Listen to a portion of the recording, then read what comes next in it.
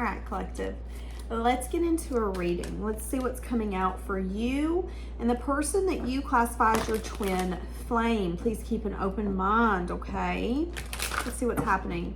Let's get the energy coming out for the person you're classifying as your twin flame. Getting to know each other. So there is an energy here of you guys revealing your inner self to one another and the bond deepening. Okay, so, you guys are going to have to make a choice around this connection here coming up. This person that you classify as your twin flame could still have very codependent aspects of them that need to be healed. So if you are still connecting to the person that you classify as your twin flame and you're still in the process of like the push and pull, the hot, the cold, the in, the out, the I love you, I hate you, I love you, I hate you type of aspect in it, recognize that there could be some sense of codependency in that that's not healthy and not beneficial. So if either one of you is like, but no, I need you to need me. Please don't leave me. Please don't abandon me. If there's a craving, a yearning, a little bit of like over attachment, that could be very negative for this relationship right now. And you need to make sure that you're seeing it as a red flag if that is the aspect in your relationship, okay? Now, if that is the aspect of your twin flame dynamic right this moment, they're asking you to free yourself. Free yourself and allow the situation to evolve and change before you give it any more energy and time, okay? Because things don't change and evolve unless you're willing to give it the space to change and evolve. So let's see. What's the energy between you two right now? So there is some sort of teamwork and collaboration between you and the person you classify as your twin flame. Okay, for some of you, what they're telling me is that the teamwork, the collaboration it's unknown right now. It's kind of up in the air. We don't know if we're really best friends or if we hate each other. I don't know how you feel about me. You don't know how I feel about you. That's kind of where the energy's at right now with the twin flame. Now, I will say that the dynamic that you have with this person is once in a lifetime. You will never find anyone else that makes you feel the way that they make you feel. But you will also never find anyone else that pisses you off the way that they piss you off. Okay? So let's just make that known as well. How does this person feel about you? This person could have been crying about you a lot. This person could be crying about you a lot here lately. They feel like they want to have the strength and the courage to reach out with either maybe an apology or some sort of communication, okay? This person can want to kiss you or touch your lips, because this hair was like this.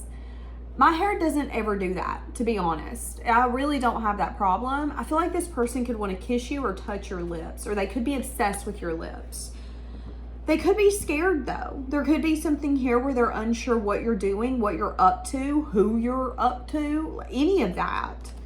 Scared that you really have closed the door on them, that you wouldn't even say hey to them if you've seen them. My jaw's popping. That's interesting. Somebody could have TMJ, you or them. My jaw don't pop that much either. How does this person view you? They could view you as someone who is left out. They could view you as someone who is kind of missing them. They could view you as someone who they miss a lot. You know, it's interesting. They could view you as someone who misses them and they miss you. But they also view you as someone who's not going to have the strength and the courage to reach out. They feel that they should reach out and have a conversation with you. They feel that you could have moved on or moved away from them because there was some sort of lack. And it could be because they were really guarded or wasn't willing to share their love, their emotions, their money. There's something here where you were at a place of, I want to multiply, not divide. They were at a place of, I want to divide, not multiply. And you guys couldn't get on the same page. But now they're feeling called or drawn to have a conversation with you. A conversation that's going to have to take a lot of strength and courage. Hold on, I'm hearing Miley Cyrus, Party in the USA. This person could feel that whenever you pull up somewhere, whenever you make an entrance, people stare at you. You could also make this person very uncomfortable to where you make their stomach have butterflies. You make their stomach tumble. You make them feel an energy overload that they don't really like. How does this person feel for you?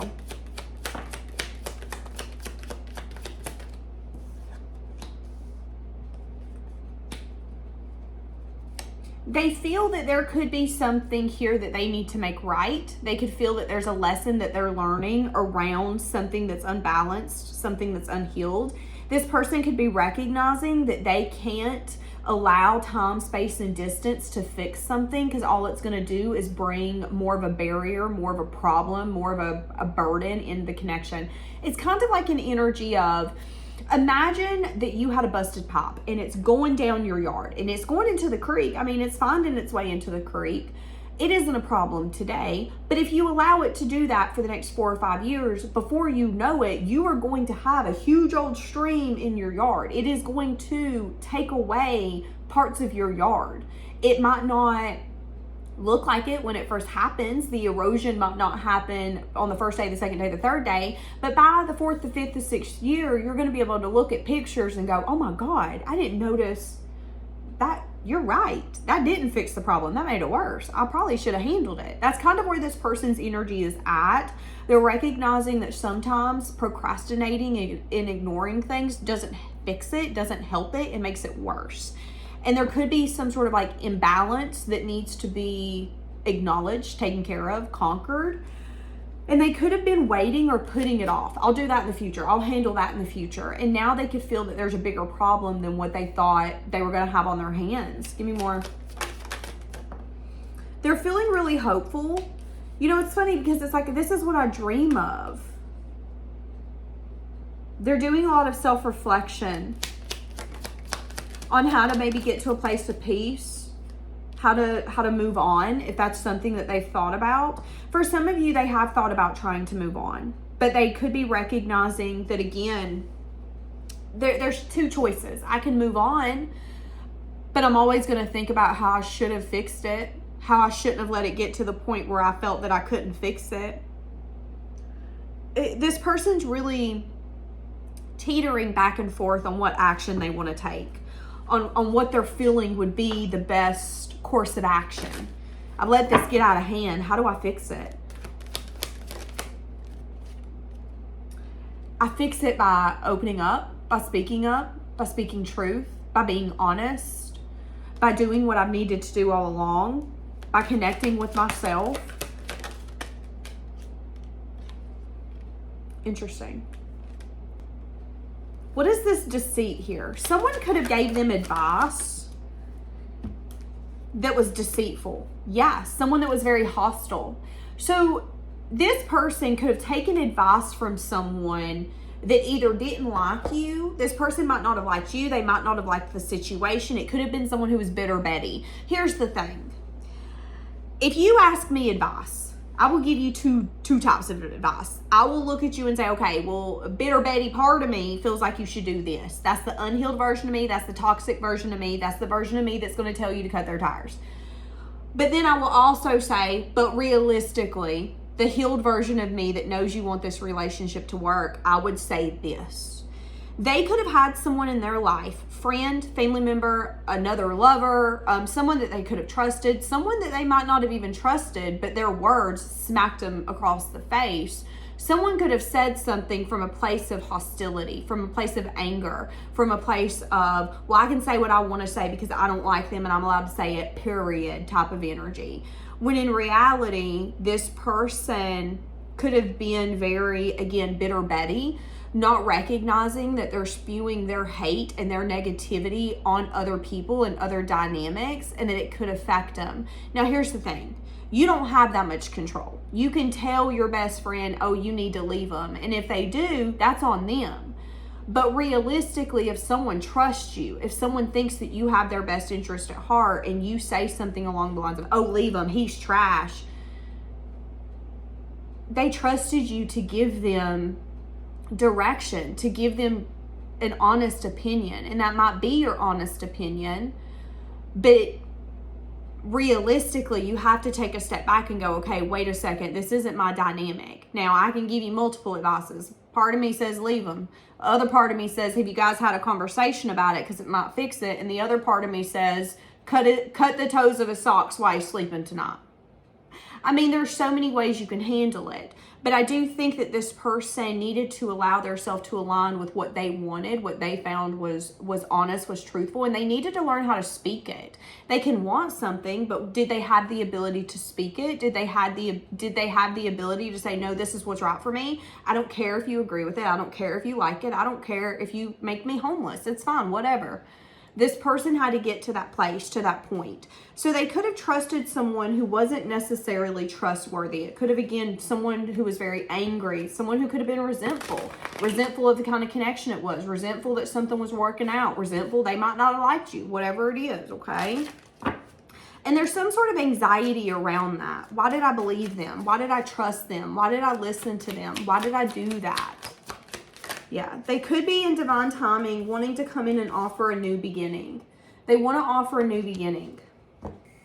That's interesting. So I just I just took some coffee, and when I put it down, if you're a coffee drinker, you know this. Usually at the bottom of the pot of coffee, there's darker coffee. It's like what settles. So as I put my coffee cup down, that part of the coffee had come up and made a question mark in my creamer. So this person could be questioning whether or not you're going to accept their offer. Are you going to accept my new stable beginning? Do you even think my new stable beginning is worth taking?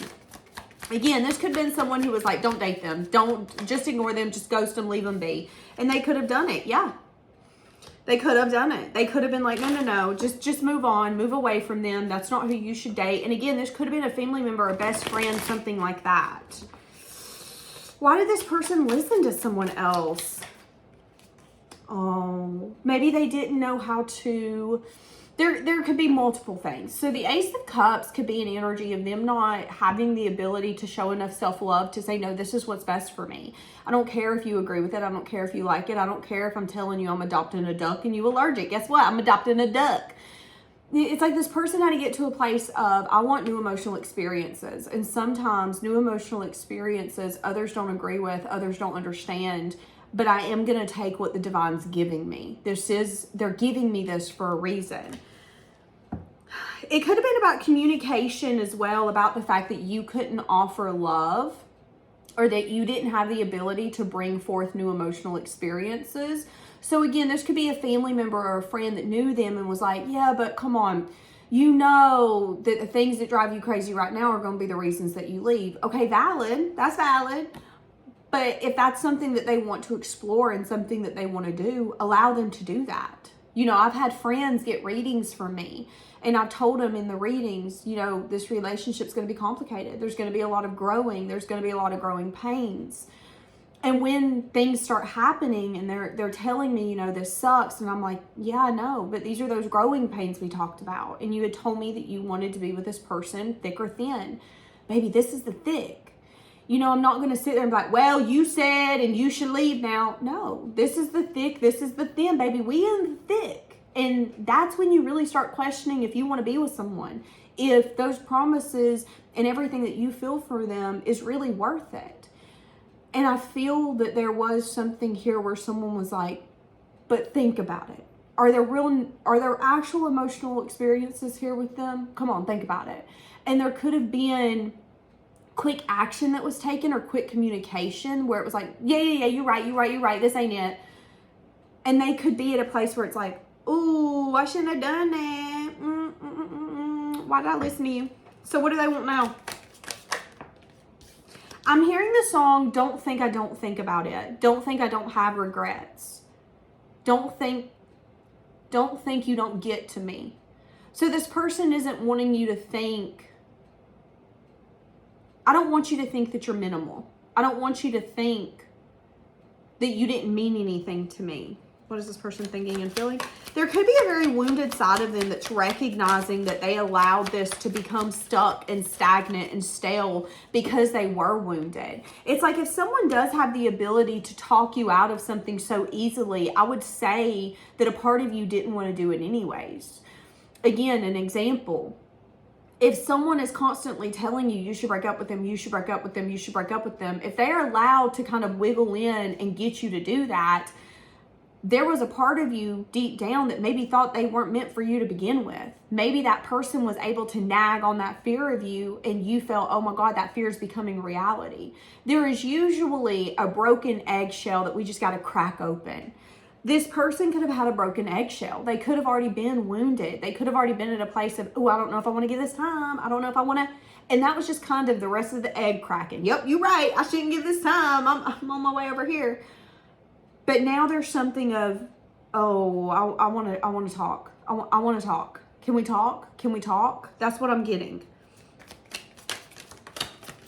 Wanting to possibly speak a message of truth or a message of bad news around the lack of a new beginning.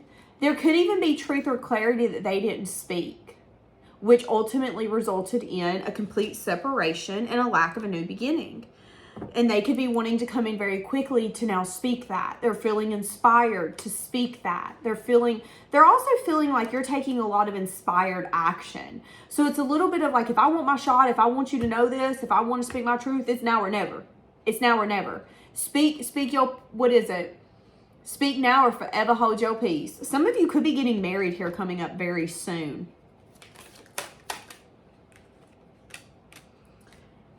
Yeah, so even when they come back, they're still going to keep some things close to their chest. So even when they communicate, they're not going to start it with, oh my God, I'm in love with you. I've missed you. I wish I could smell you right now because the way you smell just takes my breath away. They're not going to do that. It's going to be an energy of, hey, how have you been? I miss talking to you. I hope you're doing well. I mean, you're going to be able to kind of pick up on a, oh yeah, you miss me. I miss you too kind of energy. But it isn't going to be, oh my God, I miss you so much. You're the love of my life. You don't know how much I've cried over you. You don't know how much I've regretted this. You don't know how much I've been thinking about this. You don't know how you've been consuming my mind. They ain't going to do all that. They ain't going to do all that. So if you're expecting that, maybe temper our expectations. How else are they going to approach? They're approaching in an explorer energy. Okay, so they're going to approach like, I'm not anxious. I'm not worried. So they're going to be very confident in how they approach. Remember me saying earlier, like when you reach out to someone, sometimes you can be shaken, you can be anxious, you can be worried. It's like this person is going to get to a place of, I don't care if you don't even respond. I'm going to do it. I'm not going to worry about it. I'm not going to stress. If you don't respond, you don't respond. If you don't answer, you don't answer. If you don't call me back, you don't call me back. But I got to do this. I got to do this. That's this person's energy. Something that they feel that they need to give their energy to.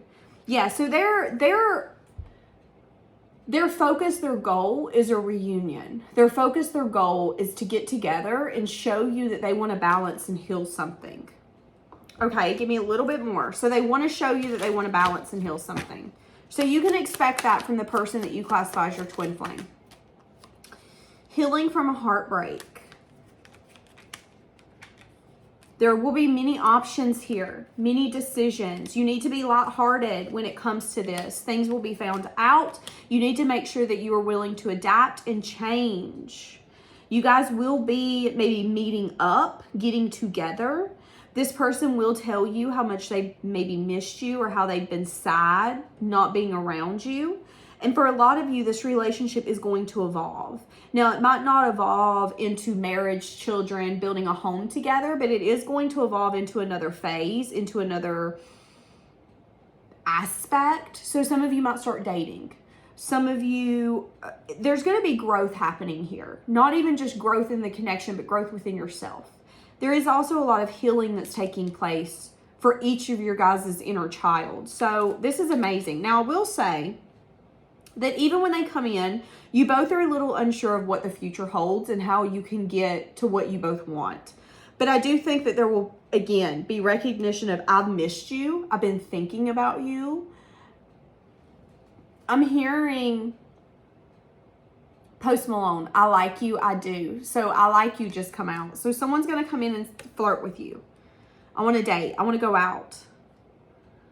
Okay, so there you go. There's your reading. This person's going to be approaching you. They're going to want to date, go out with you. They've been missing you.